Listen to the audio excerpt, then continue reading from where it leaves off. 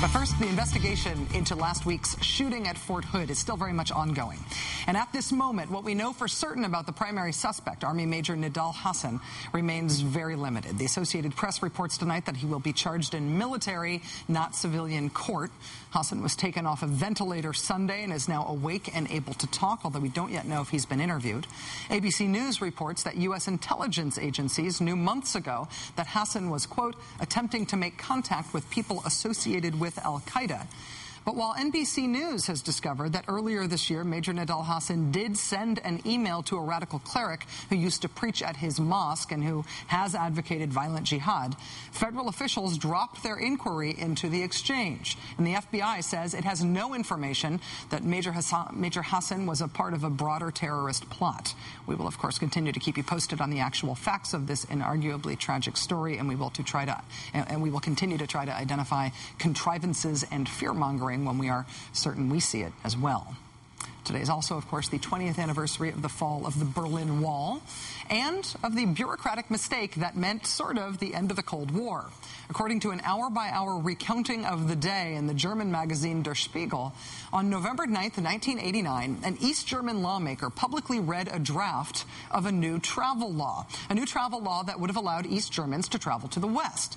Although the draft hadn't been fully approved, in a moment of confusion, an Italian reporter asked the East German lawmaker when the new rules would go into effect. The lawmaker mistakenly blurted out, "Immediately," and thereby set in motion the mobbing of the checkpoints, the opening of the gates, and boom, they tore down that wall.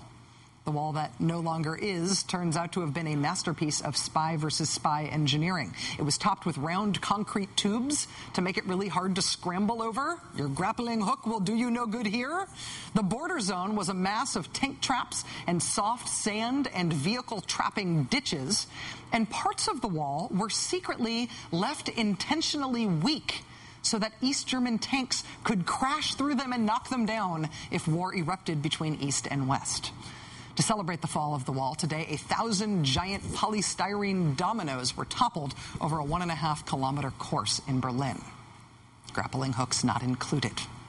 And finally, Sky News Australia, the channel owned by Rupert Murdoch and run by his son James Murdoch, just landed the interview of the century with Rupert Murdoch. In it, the Australian media tycoon said he wants people to pay for all his news organization's online content. He said that search engines like Google, which index content, quote, steals stories. And he said he intends to stop them. The other argument from Google is that you could choose not to be on their search engine, that you could simply refuse to be on, so that when someone does do a search, your websites don't come up. Why haven't you done that? Well, I think we will. An excellent idea. Then nobody will ever be directed to any of your stories through Google searches. And presumably, like Google, Murdoch will also become a verb. To Murdoch, to magically attract an audience to one's media product by ensuring that no one knows it's there.